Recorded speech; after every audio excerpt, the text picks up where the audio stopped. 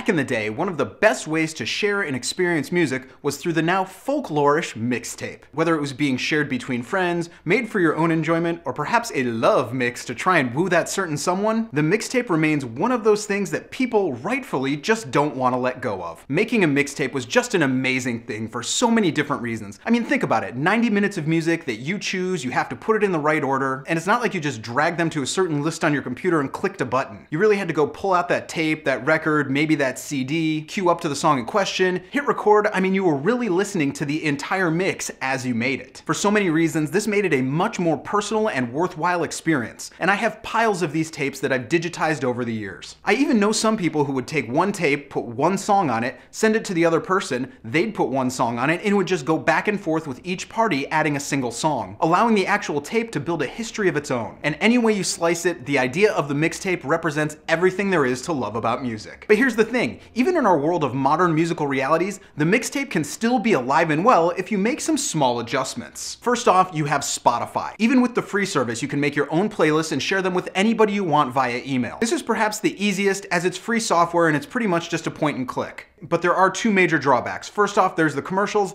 and then there's the fact that Spotify does have a somewhat limited base of songs. But at the same time, if you're looking for a simple way to do it, this is probably it. Next up, obviously, recordable CDs still do exist, and they're pretty damn inexpensive these days. Granted, you can be limited in terms of runtime, though with the right software, that can be quickly overcome. Also, if you go the CD route, you have that whole CD cover that you can turn into a work of art onto itself. And shipping on CDs is insanely cheap. Moving that same idea into a bit of a more modern sense, all you have to do is go buy a $5 or $10 USB drive, flash drive, dump drive, whatever you want to call it. Then all you have to do is pull the audio files you want and adjust the ID tags on them. Trust me, it's a lot easier than it sounds. The benefit here is that when the person receives the mix, they can put it onto their own computer, then create a new one, put it back on that same jump drive, and send it back to you. Technology! Then of course you can take this to an even higher level, as a number of companies have created USB drives that are actually shaped like cassettes, and very recently, some of these even feature a headphone jack on the drive itself, so you can literally listen to the drive. To me, this is the coolest option. It's so simple, it looks great, and it gives you a certain sense of nostalgia at the same time. I've said it so many times before, but I really believe that most of the fun in music is sharing it with other people. So take some time this week and make a completely kick-ass mix for someone and send it off to them to make their day even better. And of course, feel free to share them with me as well.